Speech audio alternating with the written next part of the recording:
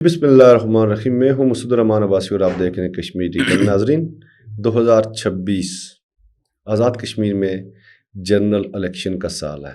آزاد کشمیر کی موجودہ حکومت سے آزاد کشمیر کے لوگوں کو، آزاد کشمیر کے سرکاری اداروں کو، آزاد کشمیر کے سیاسی کارکنوں کو بہت سارے تحفظات ہیں.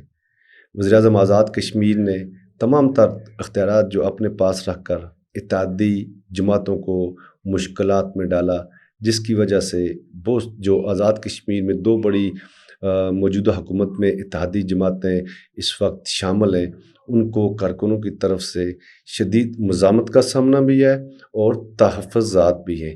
اس حوالے سے ہمارے ساتھ اس وقت موجود ہیں مسلم لیگ نون آزاد کشمیر کے رہنما اور ضلع مظفر آباد کے صدر انجینئر راجہ فراز عارف. آئیے ان سے پوچھتے ہیں کہ یہ اس حوالے سے کیا کہنا چاہتے ہیں، اور جو موجودہ حکومت ہے اس میں ان کے وزراء بھی شامل ہیں، اس پر ان کے کیا تحفظات ہیں، یا جو کارکنوں کے تحفظات ہیں انہوں نے ان کو اس موجودہ جو ان کے وزیر ہیں حکومت میں ان تک پہنچایا ہے یا مرکز تک پہنچایا، اور آئندہ 2026 کے الیکشن میں مسلم لیگ نون کیا کرنے جا رہی ہے. انجینئر فراز عارف صاحب، آپ کا بہت شکریہ. آپ ضلع مظفر آباد مسلم لیگ نون کے صدر بھی ہیں. ہمیں یہ بتائیں کہ مسلم لیگ نون آئندہ انتخابات میں کیا کرنے جا رہی ہے. ایک طرف آپ اتحادی ہیں، دوسری طرف آپ کے کارکنوں کا شور ہے، کام ہو نہیں رہے، تو کیسے حلقوں میں جائیں گے؟ اچھا، بسم اللہ الرحمن الرحیم. جی بالکل آپ نے ٹھیک بتایا. مسلم لیگ نون اس حکومت میں اتحادی ضرور ہے، لیکن اس کا ایک بہت چھوٹا شعر ہے. آزاد کشمیر کے اندر سے ہمارے 2 وزراء ہیں، باقی کوئی مہاجرین کی سیٹوں سے منتخب ہوئے ہیں. ظاہر ہے مہاجرین کے مسائل آزاد کشمیر کے اندرونی مسائل سے تھوڑے ہٹ کے ہوتے ہیں. مسلم لیگ نون کا ایک چھوٹا سٹیک ہے اس گورنمنٹ میں، پیپلز پارٹی کا بڑا سٹیک ہے، اور باقی جو مطلب سمجھیں جن کی کوئی جماعت نہیں ہے ان کا سب سے بڑا سٹیک اس گورنمنٹ میں موجود ہے. تو ہم نے کیونکہ یقینی طور پہ مسلم لیگ شروع میں جب یہ گورنمنٹ بنی، ہمارے پورے آزاد کشمیر کے کارکنوں کی ضلعی سطح پہ، حلقہ سطح پہ، تحصیل سطح پہ یہ خواہش ضرور تھی کہ یہ حکومت سے علیحدہ ہوں. لیکن پھر کچھ ایسے حالات و واقعات تھے کہ کوئی دوسری طرف بھی پھر ہماری قیادت نے یہی فیصلہ کیا کہ جو وزراء کی حد تک یا جو ایم ایل اے کی حد تک ہے ان کا ایک اتحاد ضرور ہے، لیکن ہمارا جماعتی اتحاد نہیں ہے. اور شاہ غلام قادر صاحب اور فاروق حیدر صاحب نے اس اتحاد کے دوران بھی بھرپور اپوزیشن کی. شاہ صاحب نے تو بڑے اوپنلی ان کے خلاف کمپین بھی چلائی اور اسمبلی میں بھی آواز اٹھائی ان کے خلاف. تو ہم نے بھی اپنے ورکرز کو اس بارے میں مطمئن رکھا ہوا ہے، ہم نے ان کو سمجھایا ہے. ظاہر ہے چیزوں کو آگے آپ نے کمیونیکیٹ کرنا ہوتا ہے، نیچے پوری آپ کی ایک لائن ہوتی ہے، اوپر مرکز ہے، ضلع ہے، تحصیل ہے، حلقہ جات ہیں، یو سیز ہیں، وارڈ سطح پہ. ہم نے لوگوں کو اس بارے میں گائے بگائے ہم نے ان کو سمجھایا ہے کہ یہ ہماری حکومت نہیں ہے، ہم اپوزیشن کر رہے ہیں اور بھرپور طریقے سے کر رہے ہیں. جو آپ کے 3 یا 4 وزیر اس وقت حکومت میں شامل ہیں، آپ نے کارکنوں کے تحفظات سے ان کو آگاہ کیا ہے؟ جی بالکل ان کو آگاہ کیا ہے. تو وہ اس بارے میں وزیراعظم آزاد کشمیر ان کو آپ کے کارکنوں کے کام نہیں کرنے دے رہے، یا وزیر خود اپنے نہیں، وزیر ہمارے خود بھی دیکھیں نہیں؟ انہوں نے اپنا نقصان بھی خود کیا. میں یہ سمجھتا ہوں انہوں نے اپنا بھی نقصان خود کیا. اگر وہ خود بھی حکومت سے خود والنٹیئرلی بھی علیحدہ ہو جاتے تو شاید ان کو حکومت میں زیادہ، اپوزیشن میں زیادہ پذیرائی ملتی. اب یہ آپ نے دیکھا ہے جتنی تحریکیں اس حکومت میں چلی ہیں، میں نے اپنی زندگی میں اتنی تحریکیں چلتی نہیں دیکھی، اور ان تحریکوں کا مسلم لیگ کا ورکر بھی حصہ رہا ہے، ہمیشہ رہا ہے. ہم نے اپنی اپوزیشن کی ہے، انجمن تاجران کے ساتھ ہم نے اتحاد کیا، وہاں ہمارے سارے ورکر موجود تھے.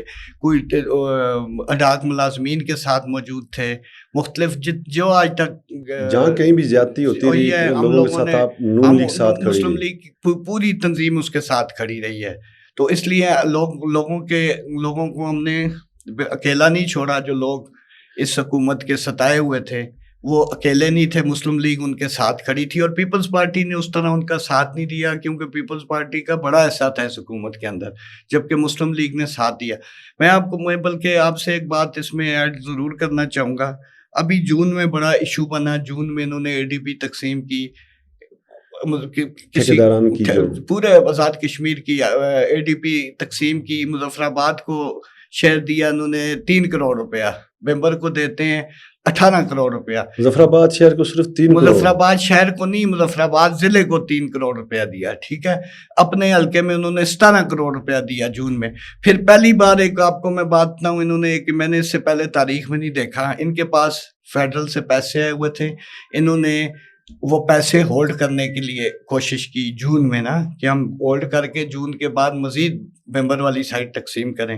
وہ اس طرح انہوں نے پھر چیف سیکرٹری اور وہ تو انکار کر کے یہ نہیں ہو سکتا، پھر AG کے تھرو انہوں نے کوئی رائے لی اور کیبنٹ کا اجلاس بلا کے انہوں نے پیسے ہولڈ کر لیے جون میں. وہ ایک بڑی مجھے عجیب خبر ملی ہے ان دنوں میں کہ پیسے جون میں ان کے پاس موجود تھے اور انہوں نے پھر بھی تقسیم اس پہ ٹھیکیداروں نے کوئی احتجاج وغیرہ نہیں کیا؟ کو تو اعتراض تو چلو ان کی اپنی ذات کے لیے، ٹھیکیداروں نے بھی احتجاج کیا، ان کی میٹنگز ہوئی ہیں.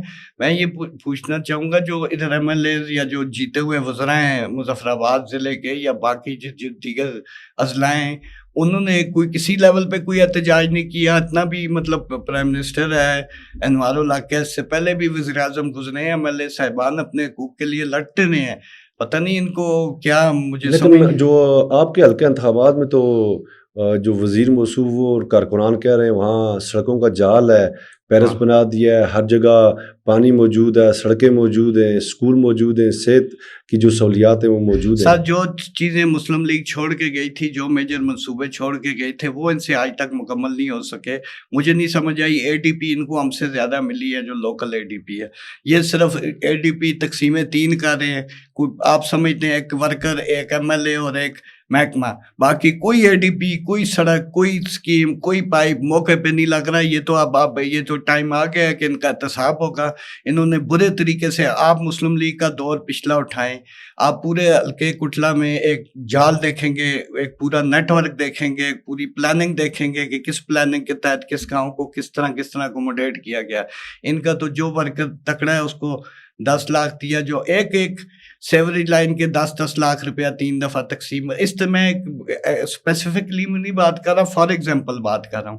آپ ادھر سے اسکیم جاتی ہے مکان کاشف تا وسیم، اگلے سال اسکیم آتی ہے مکان وسیم تا کاشف.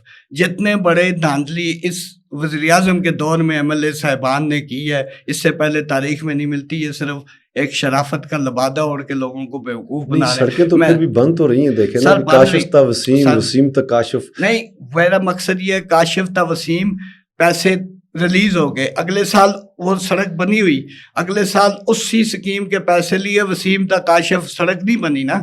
ایک نام سے نام بدل کے انہی سکیموں میں بار بار پیسے رکھ کے یہ کیش کرا رہے ہیں.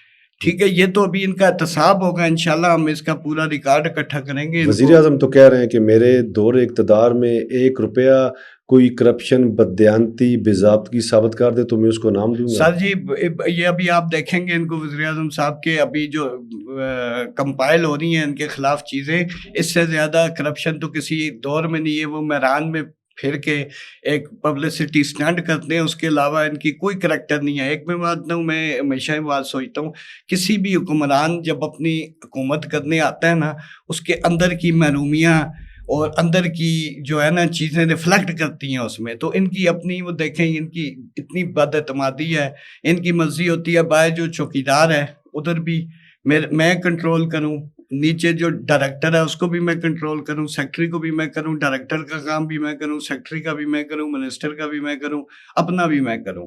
تو جب لوگوں کو اعتماد ہی نہیں ہے، پوری چین آف لائن ہے نا، ایک انڈیویجول کوئی کام پرفارم نہیں کر سکتا، پوری چین آف کمانڈ ہوتی ہے، وہ مل کے کوئی پرفارمنس دیتی ہے. وہ کسی کے اوپر وہ اعتماد ہی نہیں کرتے، ان کے شاید خود کوئی اعتماد تو وہ کر رہے ہیں، کہہ رہے ہیں میں ہر MLA کو جو وزیر ہے 9 کروڑ اس کو دے دیتا ہوں، بعد میں اس کے بعد وزیر کو کیا کام ہے؟ سر وہ سیاسی رشوت ہے نا، ان سے پوچھا ہے. ہمارے دور میں، مسلم لیگ کے دور میں، وزیر اعظم آزاد کشمیر راجہ فاروق حیدر صاحب اس ٹائم وزیر اعظم تھے، انہوں نے ایک پراپر ایک میکانزم بنایا تھا، ان کی مانیٹرنگ کا ایک میکانزم تھا اس ٹائم پہ نا. وہ مانیٹر ہوتے تھے منصوبے، کوئی شکایت کوئی چیز وہ پراپر مانیٹر ہوتے تھے. اس میں تو مانیٹرنگ کا کوئی میکانزم ہی نہیں انہوں نے سیٹ رکھا ہوا. آئندہ جنرل الیکشن ہونے جا رہے ہیں 2026 میں، آپ بھی وہیں سے امیدوار ہوں گے، باقی بھی نون لیگ کے لوگ مختلف انتخابی حلقہ جات سے امیدوار ہوں گے.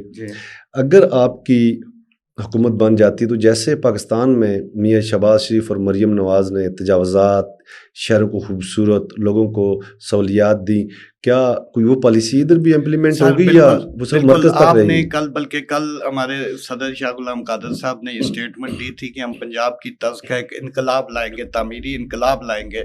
उस जो पैटर्न है या उनका जो सेट किया हुआ है उसको हम यहाँ अडॉप्ट करेंगे। उसके अलावा क्योंकि आज़ाद कश्मीर और पंजाब के मसाइल में बहुत सारी चीज़ों में बड़े फ़र्क है ना, हमारे हर जगह के अपने मसाइल हैं।